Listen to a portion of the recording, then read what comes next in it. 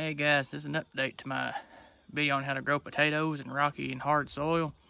What I did is I laid down some straw and planted my potatoes in. The plan was that the straw would allow the potatoes to expand because there'd be more wouldn't be no resistance in the soil.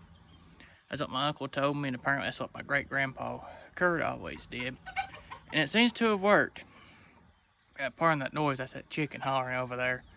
But regardless, I'm gonna turn the camera around and show you how it ended up. Last time I grew potatoes here, they got between the size of a quarter and a 50-cent piece, and it went several years I didn't plant them again. I'll turn this thing around and show you how they did. Well, guys, I only went forward about 4 feet or so digging them, and this here's what I got so far. I mean, I'm pretty impressed with that. Especially considering that last time I planted them, that's all I got. I mean, that would have been a good sized one compared to the last ones I grew here. So, the straw does work. I was even late planting them.